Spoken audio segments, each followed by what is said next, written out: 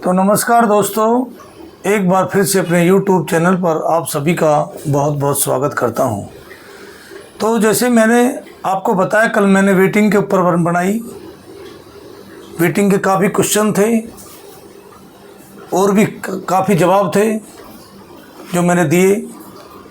तो अब है मुद्दा दिल्ली पुलिस की भर्ती के बारे में।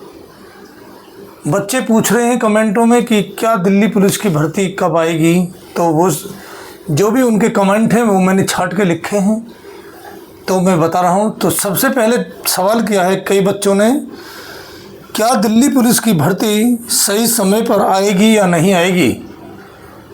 तो ये बच्चों का बहुत ही अहम सवाल है। तो मैं ग्राउंड में इसलिए नहीं बना पाया क्योंकि मुझे टाइम नहीं मिल रहा था। तो मेरी 2 दिन से छुट्टी है, तो इसलिए मैंने सोचा, कल रक्षाबंधन मनाया था तो उसकी मुबारकबाद दी थी। तो मैंने कहा था, बच्चों से वादा किया था मैं दिल्ली पुलिस कांस्टेबल की भर्ती के ऊपर जल्दी वैकेंसी के ऊपर एक वीडियो लाऊंगा। तो ये मुद्दा, सबसे पहला सवाल था बच्चों का कि क्या दिल्ली पुलिस की भर्ती सही समय पर आएगी या नहीं आएगी। तो ये कहना बहुत मुश्किल है। आपने देखा होगा 2023 की भर्ती में भी कि कैलेंडर जारी कर दिया गया और उसके बाद भी भर्ती को 6 महीने पीछे हटा दिया। इसकी कोई गारंटी नहीं है अभी भी। ठीक है बच्चों। तो अगला सवाल बच्चों ने किया कि कंपनी बदल जाने से क्या भर्ती में देरी होगी। कंपनी बदलना या ना बदलना वो सरकार का नियम होता है। एसएससी किस कंपनी को लेती है, बिना सरकार के मंजूरी के कोई भी कंपनी नहीं ली जाती। कोई भी कंपनी को लिया जाता है तो सरकार से मंजूरी ली जाती है और उसको सरकार ही रद्द करेगी, ना कि एसएससी रद्द करेगी। एसएससी से कहा कि ये कंपनी ठीक है तो उसकी मंजूरी सरकार से लेनी बहुत ज़रूरी होती है। सरकार से मंजूरी ली कंपनी की और उस कंपनी का जो भी कंपनी दी गई है, अब वो कैसी कंपनी है वो तो आगे पता चलेगा, सही है या गलत है, इसका फैसला आप नहीं कर सकते। अभी देखा कि टीचरों ने धरना दिया। ये वो टीचर होते हैं जो अपने स्टूडेंट को पढ़ाते हैं और उन्हीं में से उनको इशू बना देते हैं कि जाओ धरना करो। ये बहुत ही गलत है। अगर ऐसी बात है तो कोर्ट में जाइए, पुलिस थाने में रिपोर्ट लिखवाइए, पर ये धरना देना बहुत गलत है। ऐसा ही पहले दिल्ली में एक गांव था कराड़ा, वहाँ भी धरने दिए जाते थे, फिर वो धरने आज बिल्कुल बंद कर दिए गए हैं। तो ऐसा नहीं करना चाहिए। अगर कोई भी शिकायत है तो सीधा सीपी साहब को दो। ये धरने देने से बहुत गलत है। तो अगला है, क्या भर्ती रद्द होगी। कई बच्चों ने सवाल किया कि जो भर्ती है कंपनी बदल जाने से क्या भर्ती रद्द होगी। तो देखो, ये मैं कैसे कह सकता हूँ कि भर्ती रद्द होगी या नहीं होगी। ये तो सरकार बताएगी। सबसे अहम फैसला करती है सरकार। ये किसी भी डिपार्टमेंट को नहीं पता। आप ये सोचते हो बड़े बड़े यूट्यूबर जो पढ़ाते हैं इनको पता, इनको कुछ नहीं पता। ये सब तुक्का मारते हैं, बस फोकस की वीडियो बनाते हैं। जो कंप्यूटर से निकाल दिया उसको बस वायरल कर देंगे।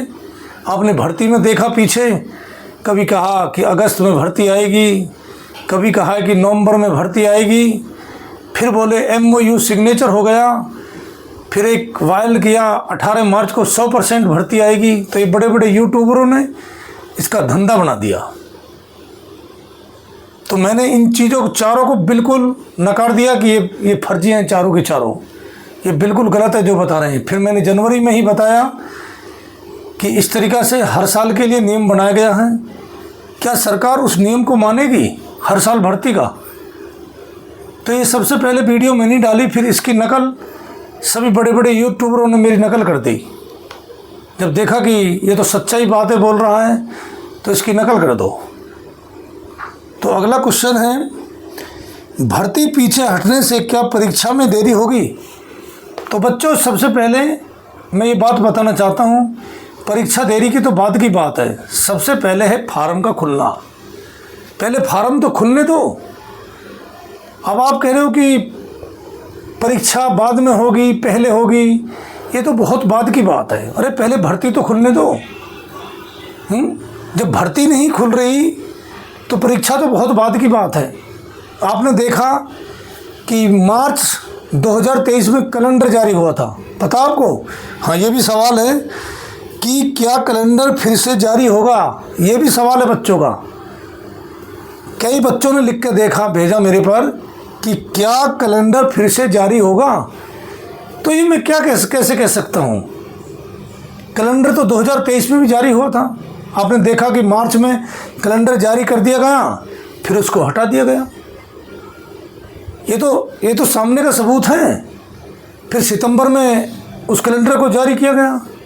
तो हटाना, आगे पीछे करना, ये सरकार का हाथ होता है। सरकार के बिना अनुमति के कुछ नहीं होगा, क्योंकि सरकार ही बच्चों को भर्ती कराएगी। भर्ती जो निकलवाएगी वो सरकार ही मंजूरी देगी, क्योंकि सैलरी सरकार देती है, ना कि पुलिस डिपार्टमेंट देता। ये फिर बता रहा हूँ, सरकार की अनुमति लेना बहुत ज़रूरी है।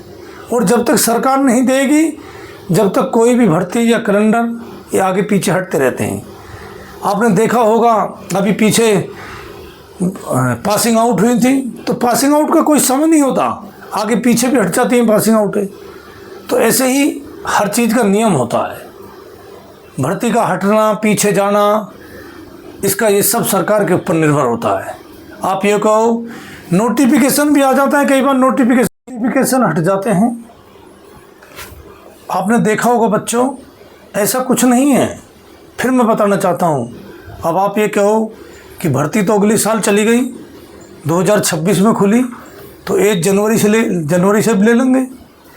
तो इसलिए मैंने इन बातें को बच्चों को नहीं बताता मैं, क्योंकि ये गलत है। ये तो सबको पता है, या तो 1 जुलाई या 1 जनवरी, 2 ही एज काउंट करते हैं। अब जब तक फार्म नहीं खुलेंगे, मैं कैसे कह दूँ इस बारे में कि एज कब से काउंट होगी। एक बार मैंने भर्ती में देखा कि सितंबर में फार्म निकले और 1 जनवरी से काउंट कर दी। तो ये क्या कह सकते हैं, क्योंकि ये तो सरकार करेगी।